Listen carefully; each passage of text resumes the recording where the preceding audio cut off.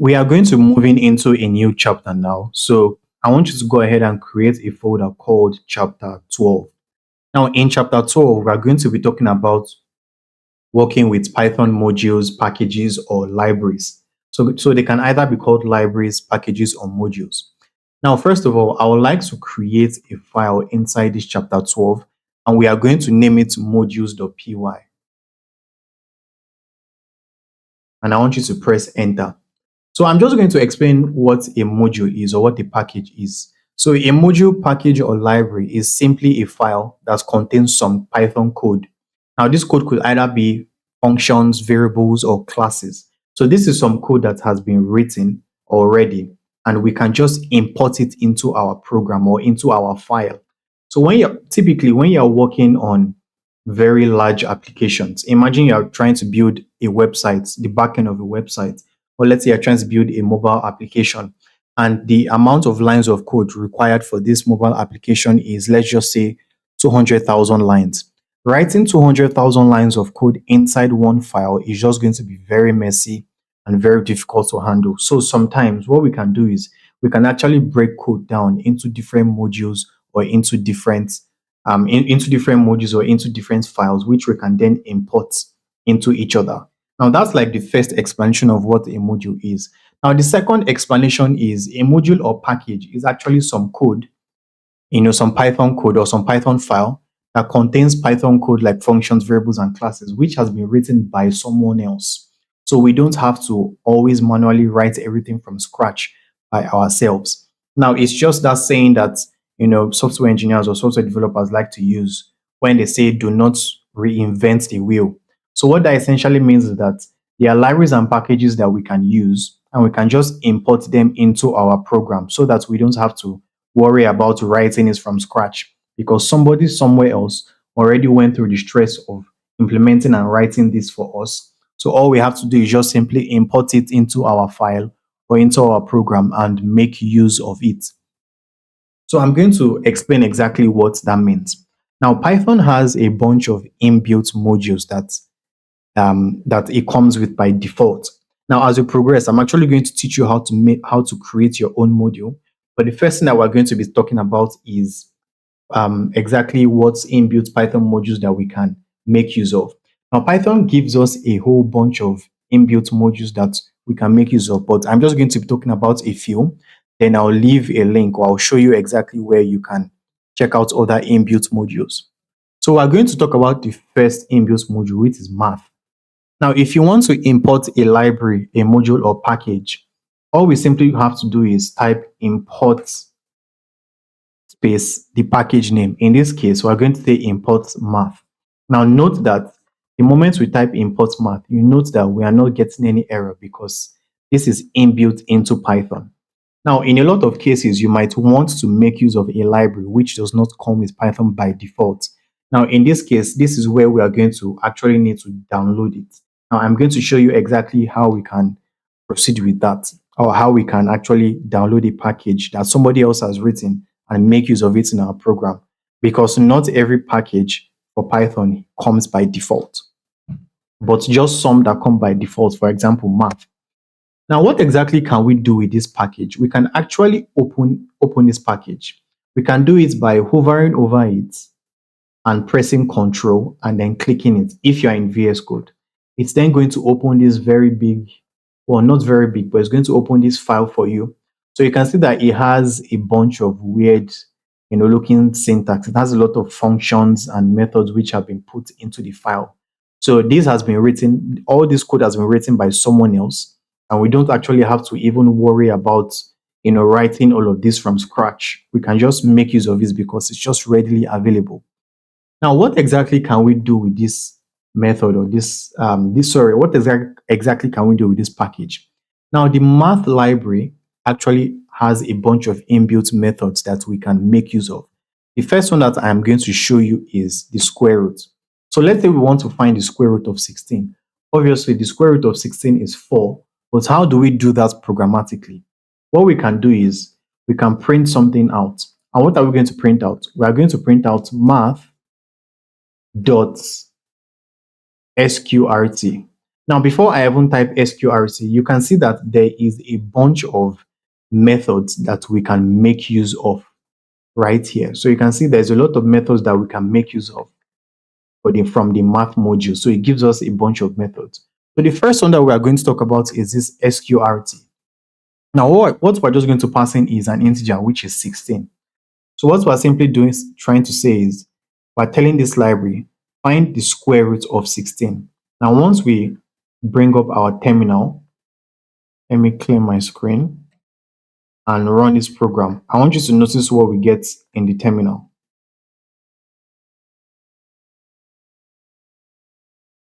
So you see that we get 4.0 printed out in the terminal. So we never had to worry about implementing the code or writing the code that will enable us find the square root of a value. We didn't have to write it from scratch. All we had to do was import a library which has been written by default in Python. The Python developers were the ones who wrote this library or this package. All we have to do is just import it and make use of it. Now, the math method actually comes with a bunch of other, like the math library, I mean, comes with a bunch of functionality. Another thing that we can say is math.py.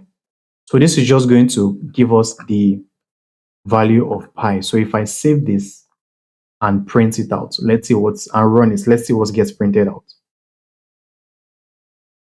So you see that it prints out 3.14159 and so on. So you just print out the value of pi to the terminal. So I believe we can also perform other operations. So let's just see math.pow. So let's say, for example, we want to find the value of 2 raised to the power of 3. How exactly do we do that?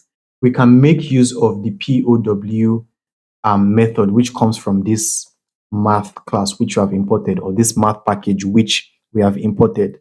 And all we have to do is just pass in two values. We can say 2, 3, which helps to signify 2 raised to the power of 3. Now, once I save it, clear my screen, I run this program,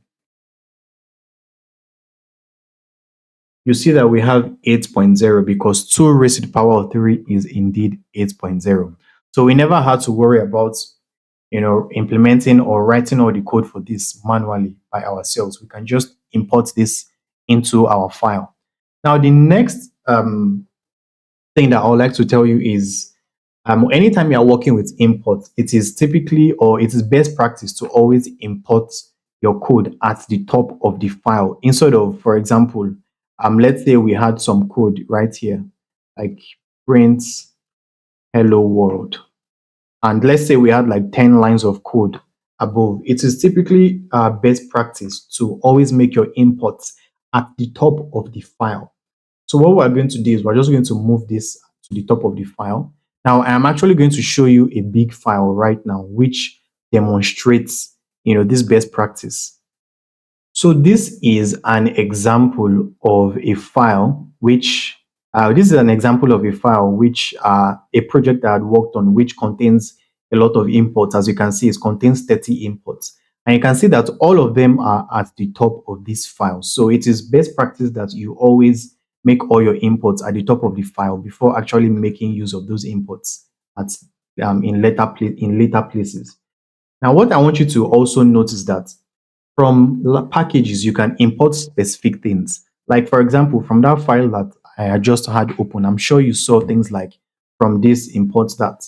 Now, we can actually import certain things from a certain package. So when we say import math, we are actually importing everything, every single item, every single line of code, which is present in this package called math. But let's say, for example, we only wanted to import this SQRT method or SQRT function. All we're just simply going to do is we're going to change this. I'm just going to change this to say from math import SQRT.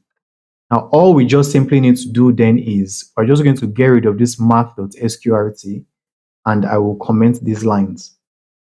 So once I do that, what I'm simply doing is only importing the SQRT function, which is present in this package called math.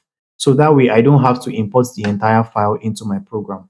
And once I run this, it's still going to run perfectly fine because we are still importing that function from As you can see, it says 4.0. It's still going to work perfectly fine because we are still importing that specific function from the math package, because at this point, that is the only function or the only item that we need from this module. Now we're actually going to talk about a different inbuilt module which Python gives us. Now this module is called date time.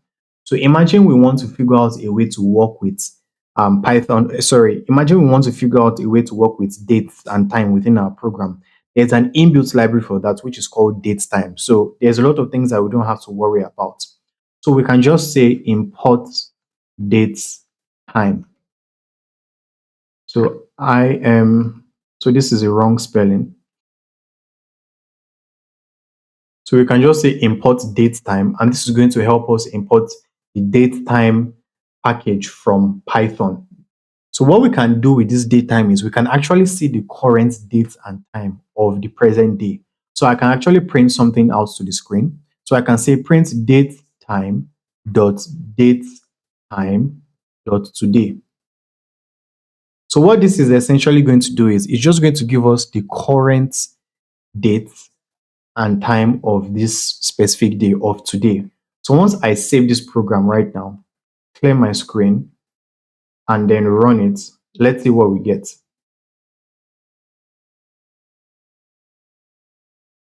So you see what we get. We get 2025-10-03. So that's just saying it's the 10th month, which is October, and it's the third day of the month. It's the 3rd of October 2025, and we can see the time right now, 14:35. So you can see the hour, the minutes, the second, and even the nanoseconds. So it gives us the exact accurate time at the moment that the program is run. So let's say, for example, you are working on a Python program and you need to get the current dates. You can always make use of datetime.today. Now, this package actually comes in with a whole lot. It actually contains a whole lot of things that you can do. But I would advise that you just go to Google and search dates time Python. So once you do this, it's just going to return to you, the library itself of dates time. And you can actually see there's some documentation that AI gives us. So from dates time, we can import dates time, as well as other functionalities. So I would recommend that you go through the documentation. Now, there is something that we actually haven't even really spoken about as a Python programmer or as a programmer at all. When you are learning to program, there is something called documentation. Now, documentation is basically an explanation of how some certain library works. So, because we are making use of a library, which has, for example, been built by default in Python, we need to actually understand how to use that library or that package. All you have to do is just go online and Google that package. And you will typically see a bunch of resources which are going to be explaining how that package works. For example, you saw that all I did was just simply Google datetime Python, and I saw a bunch of these. I saw a bunch of results being returned to me. And if I actually click this is the official documentation for the datetime module. So you can just read through it, understand exactly what it does, and exactly how it works. So that is exactly what documentation is. It just basically explains how a certain library or package works. So you could just Google date time, click W3 schools, and they actually have an excellent explanation of how it works. Now, I also explained that I was going to show you where you can check out modules. So if you go to W3 schools, you see that there is a section dedicated to Python modules, and it actually explains what a module is. It says consider a module to be the same as a code library. So that is exactly what it is. And they go down to make use of a bunch of modules like dates, math, JSON, and so on. So what we're just going to do is we're just going to continue exploring some inbuilt libraries which Python has given us. So the next one that we're going to talk about, the next and the final one which we're going to talk about, is the random library. So I'm just going to say import random. Now, what the random library helps us to do is, as the name says, helps us perform some specific actions at random. So let's say I have an array, or a list rather. So I'm going to say my students, students, So let's say I have a list of student names. So I'm going to say John, Samuel, and the last one is going to be Jane. Let's say I have a list of students right here, and I want to randomly select one of the students from this list. What I can actually do is I can make use of the random package or the random library which has been inbuilt by default into Python. So how exactly can I make use of it? Let's just print out something to the terminal. Let's print out random dot choice. And in here, I just have to pass in my students. So what this method does is that, or what this method from random does is that it accepts an iterable item. That is, it accepts a sequence of items. So it could be a list that it is accepting. It could be a string that it is accepting. Basically, it accepts something that can be looked through. And what dot choice does is that it's going to select one at random because the name is random. So it's going to select one item out of the sequence, out of the iterable item. So it's just going to select one at random. And let's actually clear the screen and run this to see what we get. So when we run this the first time, we got Samuel. But when we run it again, we might actually not get Samuel. It could be a random item. So we get Samuel again. Let's run it again. So you see, we get John this time. So if I run it again, we get Jane. If I run it once again, we get Samuel. So it's just always going to select one item at random from a sequence of iterable items that you pass in. So you could pass in a list, it could be a string, and so on. So that's what the random library does. So we have a bunch of inbuilt libraries that we can actually make use of. So I would advise that you go to Google and search Python inbuilt modules or libraries, any of them. Now, once you do that, so we are just going to look at this documentation, the first item that says Python module index.